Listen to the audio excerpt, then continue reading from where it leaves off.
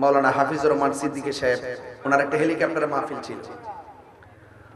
তুফানের কারণে উনি আসতে পারে নাই। হেলিকপ্টার তো তুফানে উড়বে না, উড়বে? তা আমি দেখেছি এক ভাই অনেক কান্নাকাটি করে অনেক কথা বলেছিলেন, এবং আবার এটাও দেখেছি যে মাহফিলের মধ্যে অকথ্য ভাষায় ওনাকে গালাগালি করেছে। মানে এমন বৃষ্টি হয়েছিল, নিচে পানি জমে গেছিল, ঠিক না?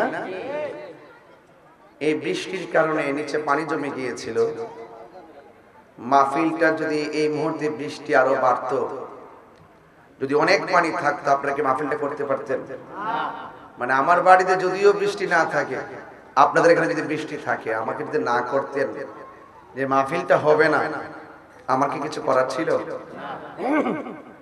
আমি বাধ্য হয়ে বাড়িতে বসে থাকতাম। এটা হলো বক্তাদের বাস্তবতা।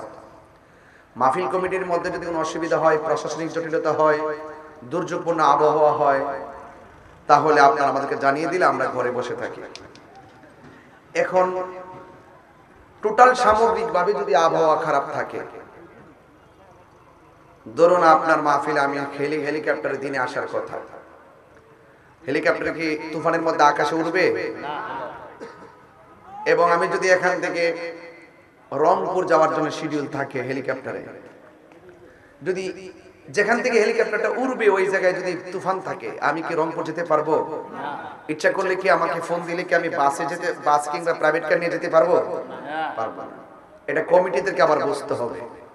আমরা যেমন করে একটা পরিস্থিতি বুঝি, কমিটিদেরকে সেই পরিস্থিতিটা বুঝতে হবে। এটা হলো শ্রোতা এবং বক্তার আন্ডারস্ট্যান্ডিং।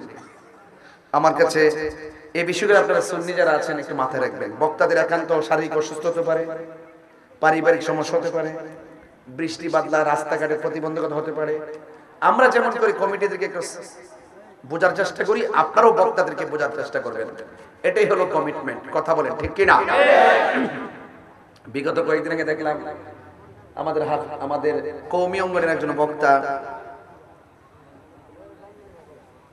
মাওলানা হাফিজুর রহমান সিদ্দিকী সাহেব, ওনার একটা হেলিকপ্টারে মাহফিল ছিল। তুফানের কারণে উনি আসতে পারে নাই। হেলিকপ্টার তো তুফানে উড়বে না, উড়বে?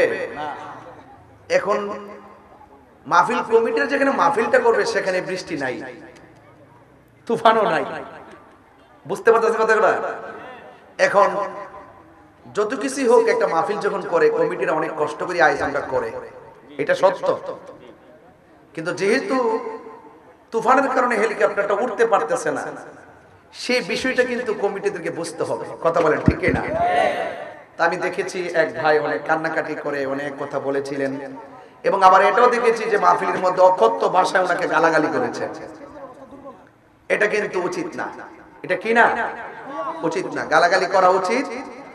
এটা আলেম ওলামাদের সম্মান আছে, আছে কি না?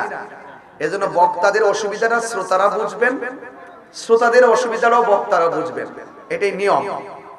কখনো বক্তাদের অসুবিধা হবে, শ্রোতা বুঝে নিতে হবে, কমিটি বুঝতে হবে। কখনো কমিটিদের অসুবিধা হলে বক্তাদেরকে বুঝতে হবে। কথা বলেন ঠিক কি না? কিন্তু আলেম ওলামাদেরকে গালাগালি করা যাবে। আজকে হয়তো এই মাহফিলটা যদি তুফানের কারণে না হইতো, প্রয়োজনে এই মাহফিলটা আরেকটা ডেট দিতাম, আবারও আসার সুযোগ আছে না নাই? যখন আপনি আমাকে গালাগালি করবেন, তখন কিন্তু আপনাদের এলাকার সাথে আমার সম্পর্কটা কি হয়ে যাবে? বিচ্ছিন্ন হয়ে যাবে। এই জন্য একজন আরেকজনের সুখ দুঃখ বোঝার চেষ্টা করবে। আমি এই বিষয়টা, তিনি যে কোনো অঙ্গনের হোক, আমি এই ব্যবহারগুলো আমি অনেক কষ্ট পেয়েছি। এগুলো উচিত নয়, এগুলা উচিত নয়।